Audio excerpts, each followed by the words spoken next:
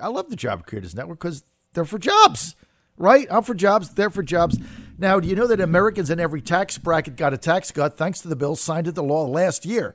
The Trump tax cut. The economy's growing, wages are rising, and Americans are feeling better about the future now. And you've got more money to spend on what is important to you and your priorities because it's your money, after all, right? Democrats in Congress who voted against the tax cut are promising to raise your taxes if they win in November. They want your money back to spend on their priorities.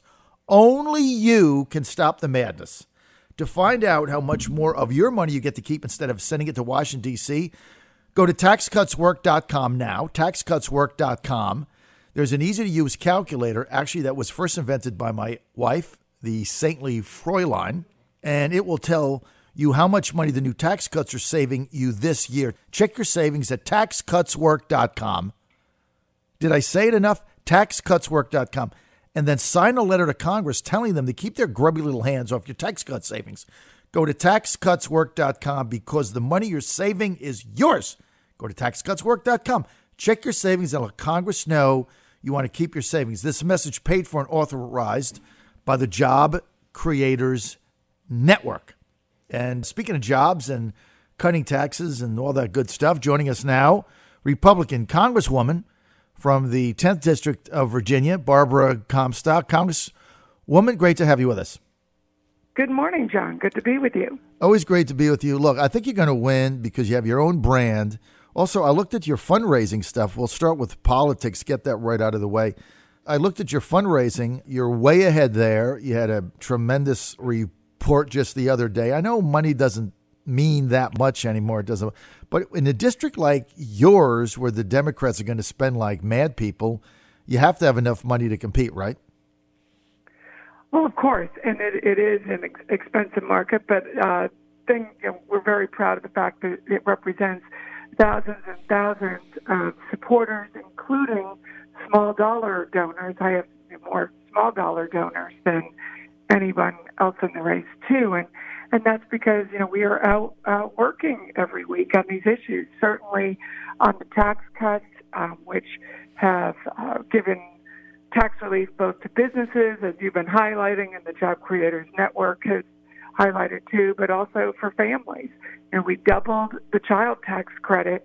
We not only doubled it for areas like mine, one of the benefits is families who didn't get it before because the threshold was too low now receive it. So it goes higher up the income scale for, say, two-earner families who work and make over $100,000, but they're still paying something like $30,000 in child care, like a lot of families in my district.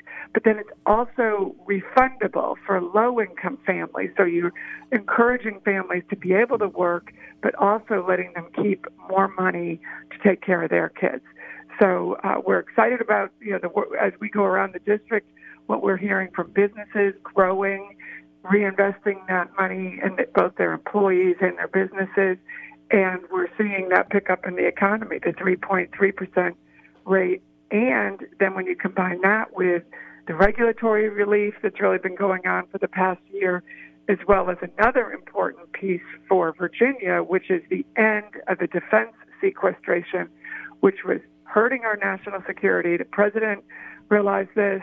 Secretary Mattis asked us for that, full funding for rebuilding our military, and that is something where Virginia is playing a key role down the Virginia Beach area, but also in the Northern Virginia area, where we have so many of our defense and innovative companies, both large and small. Look, the Democrats are running on ending the prosperity we have. I really am shocked. I can't figure this out. When you've got right. Just an independent observer, right? When you look at, Barbara, when you look at trend and you look at history and you look at the number of retirements that Republicans are having in key swing districts, I mean, there's no way mathematically you look at this logically and say the Republicans are going to maintain control of the House. It isn't because you've done anything bad. It's because history, trend, retirements, polling doesn't look good. Then they turn around and they say, well, elect us and we're going to end this prosperity. We're going to end the money you're getting back. We're going to end the tax cuts. We're going to raise your taxes. And we really want to go back to 1% growth where your kids move back in the basement. I mean, why would they do this? How does that make any sense? Well, that's it. All 6 Democrats there's still 6 left running for the primary on the Democrat side, have said they're going to repeal the tax cuts. And, their rallying cry is to say Barbara Comstock voted for these tax cuts not once but twice. And I hope we get to vote for some more tax relief for our businesses and our families, because we have one of the most innovative areas in the country. And if we can get that innovation and growth going again, that's going to get people back to work. We are now working on, a lot of workplace issues, workforce development, helping people get back into the market. You have a lot of companies now that are doing training right in their own companies, and we're, supporting companies doing that and making it easier for them to, upgrade their employees. Because one of the things we hear the most as we go around now is we can't find the trained employees that we need for manufacturing, for for all the innovative jobs that we have, and so we want to get these employers to and support them to reinvest in their companies and give them that workforce development support that they need, and getting people back to work. Because during the Obama years we had that lowest workforce participation in decades, and now really turning that around is going to make a big difference for the economy. But it's also that dignity of work, that the importance of families being employed, moving up the income scale, and having their kids see the reward for work. The thing about this economy, Representative Comstock, that no one mentions in the legacy media, because one, they're lying to you, and two, they're misleading you on everything. But the one thing that no one is talking about is the number of new workers re-entering the job market, Barbara, who had dropped out in 2007, 2008, and 2009 when this massive recession hit. They've dropped out. They couldn't get a job. And let me tell you the other thing. The hiring of ex-cons, the hiring of people who have a federal offense against them in their record has gone up, get this, 450% in the past 6 months. You know why?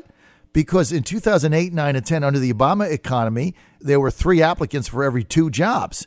And so if you had a federal conviction, doesn't matter, you did your time, you got out, you're out. I mean, you're just not going to get hired when you get other people that don't have that. Now you're getting 4 applicants for 5 jobs.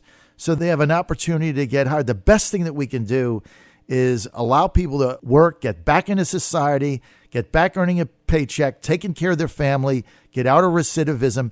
These are the untold stories of the Trump economy that nobody will talk about because they're fearful that their Democratic legacy media lie is going to be exposed. Don't you agree? Yeah, no, and you're right on that, just having the more jobs available. Another area where this administration and really Congress, and I actually have to say we're working on a bipartisan basis on this, but the press doesn't focus on it at all, is dealing with addiction and the opioid problem. Mm-hmm. And I know you saw, Kellyanne was on TV yesterday talking about it. Last fall, I think it was the fall, when the president had the event at the White House, we had people from the Democratic governor of New Hampshire and people all across the country who were there together. I was there with my colleague, Debbie Dingell, who's been working on this issue. And we put unprecedented funding. The president has made it a priority for dealing with opioids and addiction. And we have a task force that's working on this. Just last Thursday, George Mason had a great event where we brought together our entire community. Governor Northam kicked it off. I was there. Phyllis Randall, who's the chairwoman, a Democrat from Loudoun County, was there, and Dr. Hazel, who's been our HHS secretary in Virginia, was leading the efforts. And we are really working as a community on having a multifaceted, multi-pronged approach to this, because we know we can't arrest our way out of this. We're trying to get services to them, diversion. If someone is arrested, you have a drug situation, we're trying to divert them into treatment. We're using Narcan. we've passed legislation both on the state front and the federal front to reduce the number of prescriptions.